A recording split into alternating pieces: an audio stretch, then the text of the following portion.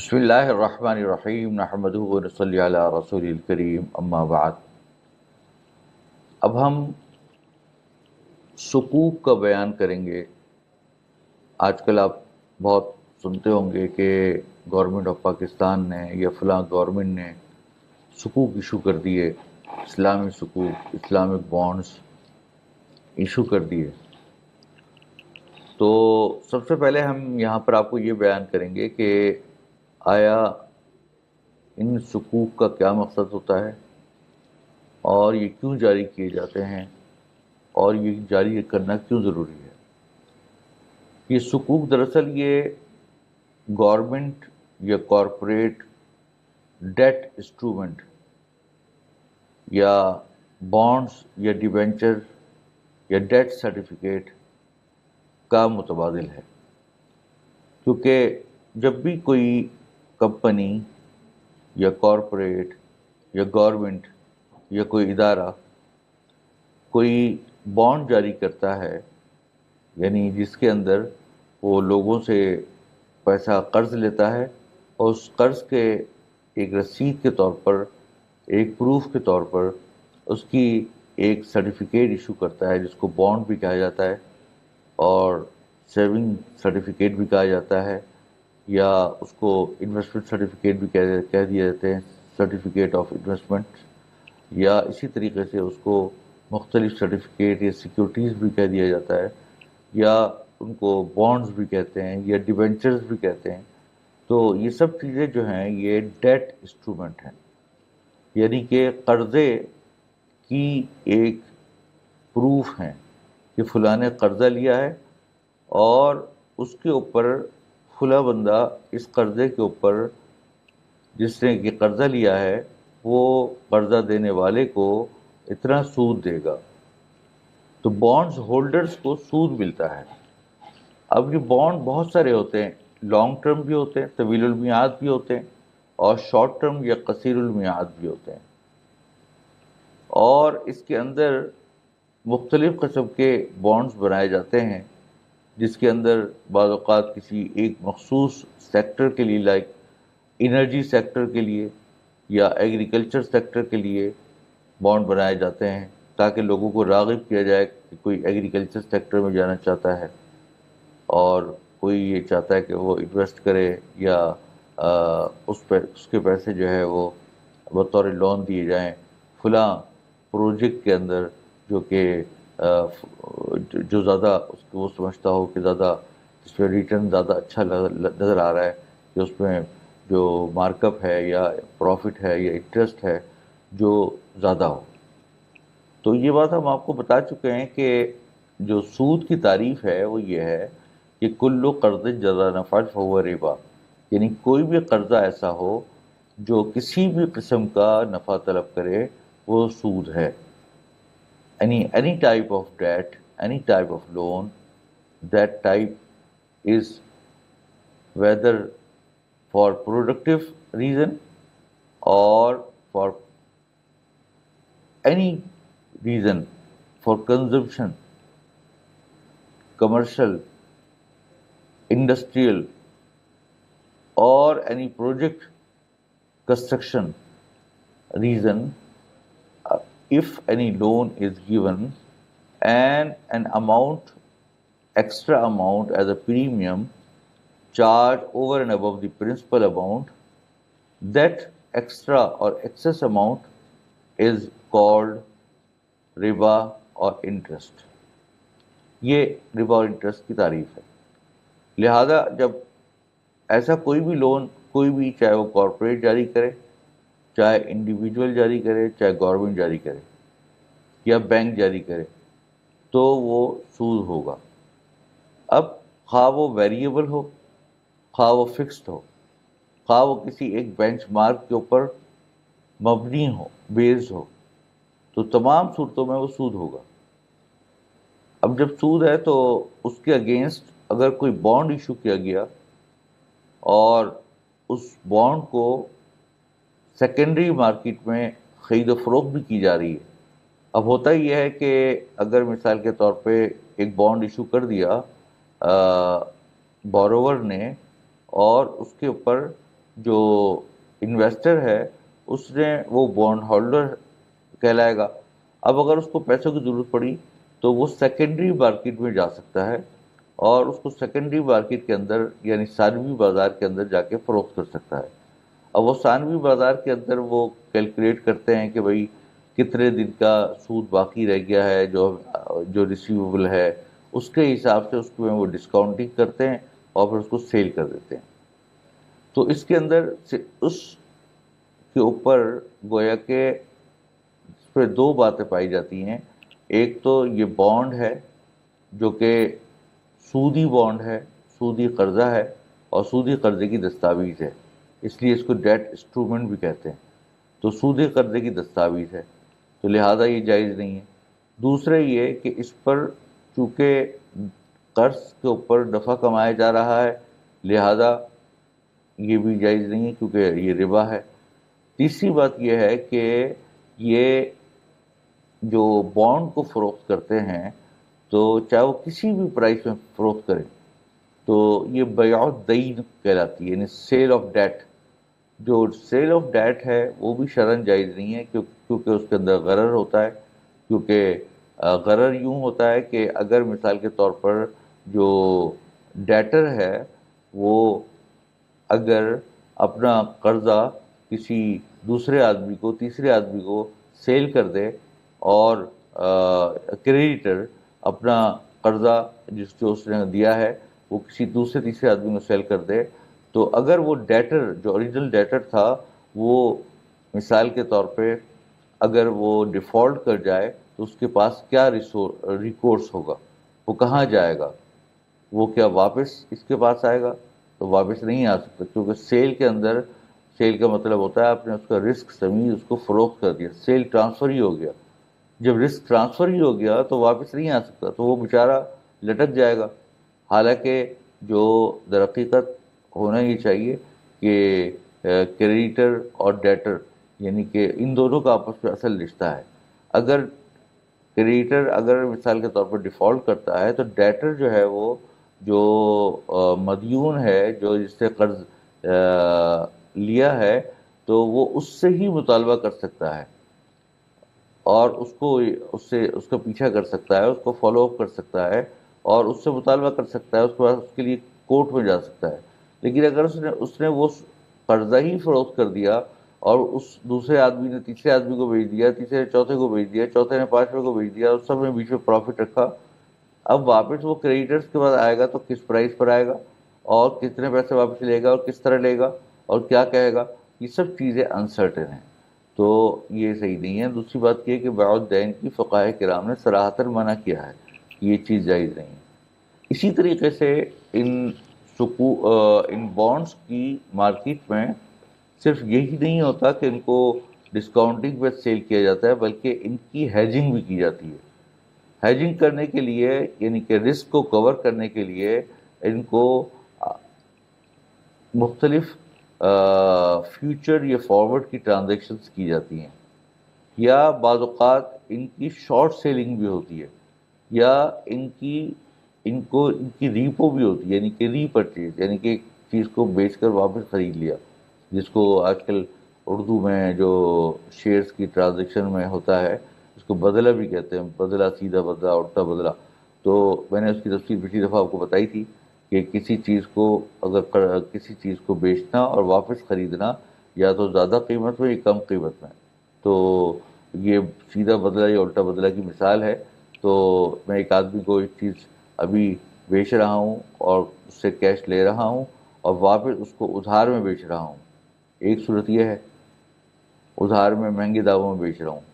ایک صورت یہ ہے. اور دوسری صورت یہ کہ میں ایک آدمی سے ادھار میں مہنگے داموں کوئی چیز خرید رہا ہوں اور اس کو انسٹالمنٹ کے اندر جو ہے وہ پے کروں گا اور پھر اس کو فوری طور پر کیش میں اٹھا کے بازار میں بیچ دیتا ہوں. تو یہ بھی ایک صورت ہے، بازار میں نہیں بلکہ اسی آدمی کو واپس بیچ دیتا ہوں. اگر بازار میں بیچا جائے تھرڈ پارٹی کو بیچا جائے پھر تو کوئی ایشو نہیں ہے، لیکن اسی آدمی کے ساتھ بیع کی جائے جس کے ساتھ ابتدا میں خریدا گیا تھا یا پہلے سے طے کر لیا جائے تو یہ بائی بیک یا ریپو یا بیع العینہ یا بیع الوفا وغیرہ یہ سب بن جاتا ہے. جس کی تفصیل میں پیچھے بیان کر چکا ہوں، تو یہ بھی صحیح نہیں ہوتا۔ اسی طریقے سے آپشنس کی سیل ہوتی ہے، یعنی کہ اس میں جو مختلف قسم کے رائٹس آف آپشن ہوتے ہیں، کہ اختیار ہوتا ہے کہ کس پرائس پر کسی آدمی نے کہا کہ میں تمہیں دوں گا، ایک پٹ آپشن ہوتا ہے اور ایک جو ہے وہ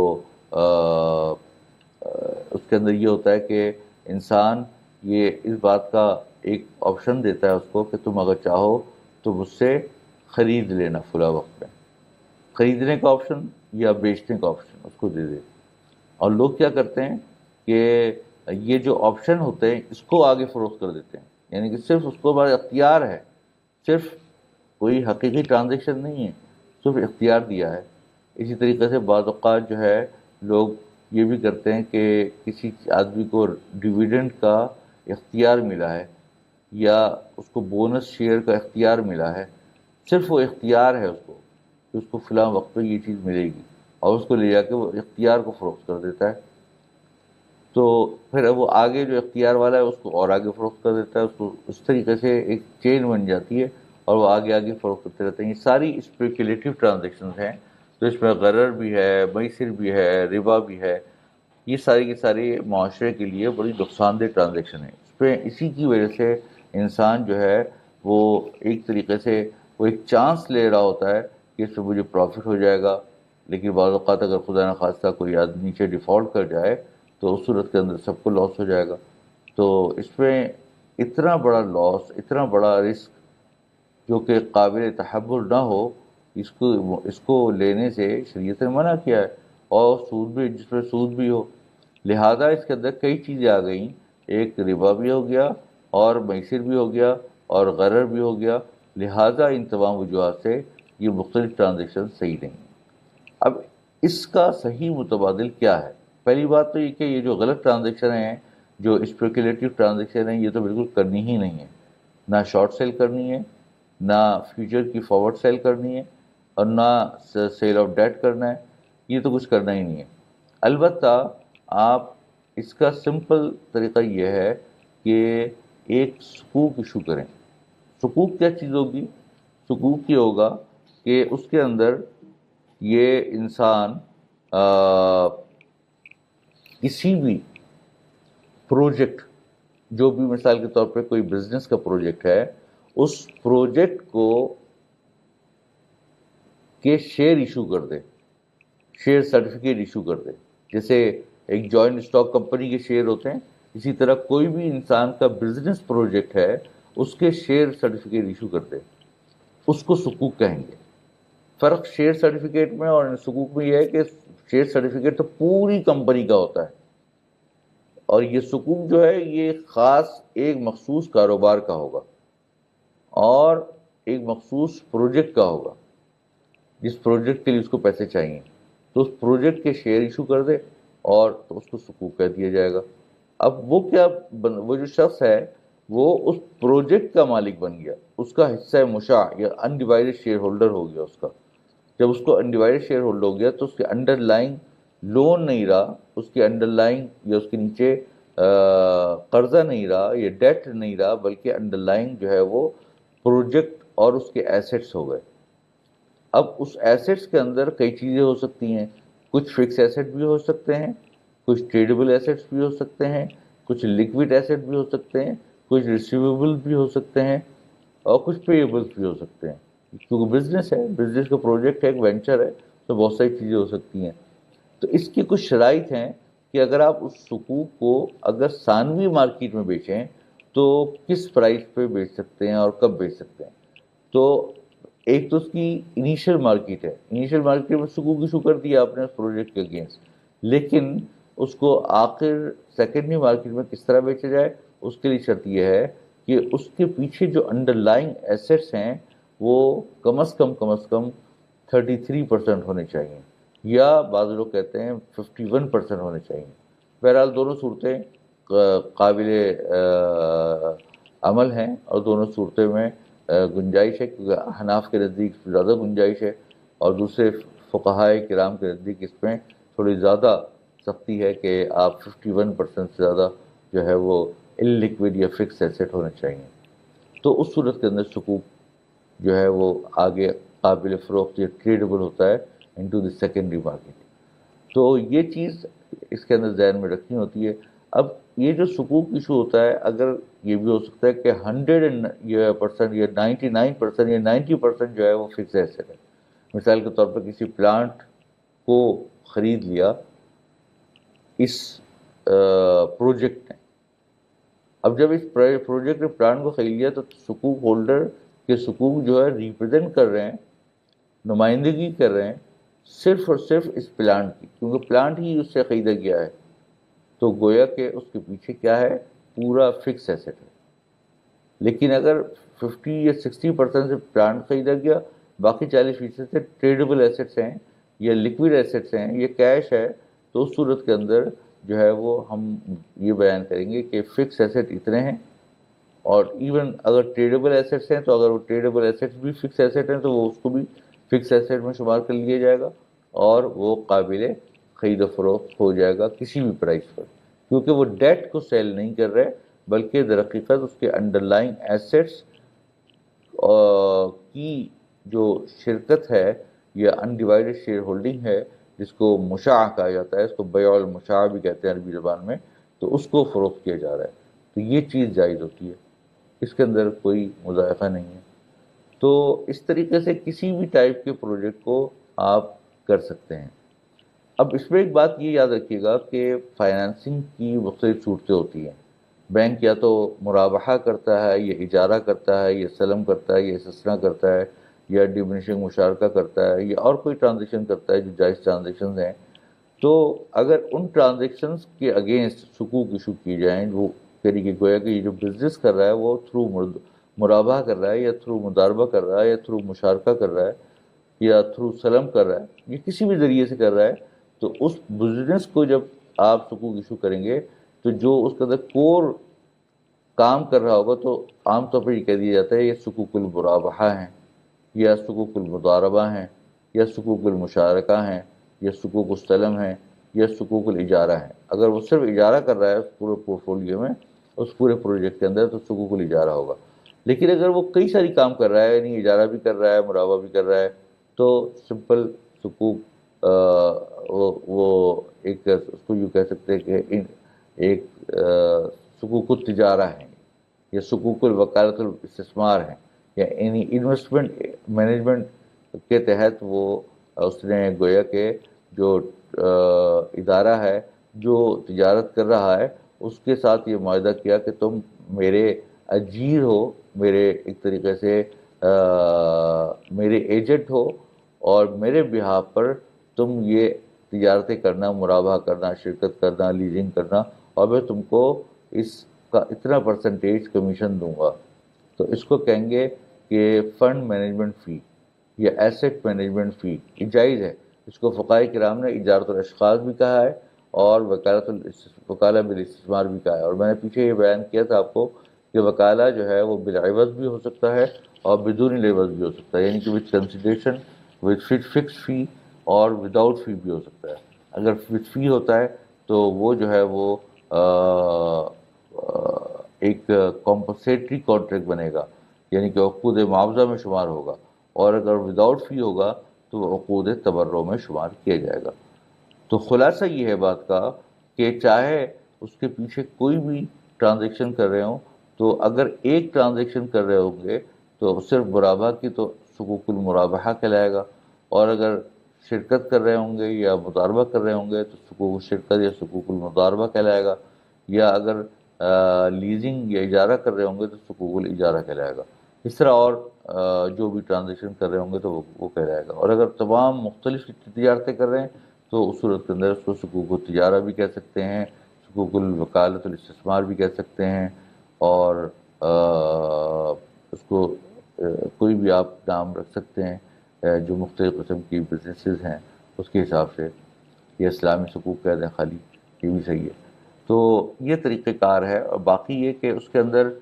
جو باقی چیزیں میں نے آپ کو بتائیں کہ شارٹ سیل کرنا یا فیوچر کی ٹرانزیکشن کرنا، یہ سب چیزیں اس کے اندر جائز نہیں ہوں گی. یہ بنیادی بات ہے جو سکوک کے اندر ہے. سکوک اور بانڈ میں بنیادی فرق یہی ہوا کہ بانڈ کے اندر قرضے کا سرٹیفکیٹ ہوتا ہے اور قرضے کا ایک ثبوت اور سرٹیفکیٹ ہوتا ہے، اور قرضے کو بیچنا اور قرضے پہ نفع کمانا یہ سود ہوتا ہے اور اس میں میسر بھی ہوتا ہے، تو لہٰذا یہ جائز نہیں ہوگا۔ لیکن یہ جو ہے یہ انڈر لائن ایسٹس کا خرید و فروخت کرنا ہے اور اس کی بیع المشاع ہے یا انڈیوائڈیڈ شیئر ہولڈنگ کی سیل ہے جو کہ جائز ہے۔ تو اب ہم یہاں پر اس کو انگریزی میں اپنی پریزنٹیشن میں دیکھتے ہیں کہ انٹروڈکشن، سکوک refers to an investment certificate اور ٹرسٹی سرٹیفکیٹ۔ ٹرسٹی سرٹیفکیٹ کا مطلب یہ ہے کہ ہوتا یہ ہے کہ اگر مثال کے طور پہ کوئی بینک یا کوئی کارپوریٹ یا کوئی حکومت جو بوروئنگ کرنا چاہ رہی ہے پیسوں کو، تو اگر وہ تھرو سکوک کرے اور تو وہ قرضہ تو نہیں لے گی، وہ انویسٹمنٹ لے گی، اور انویسٹمنٹ جو لے گی وہ کس بیسس پہ لے گی؟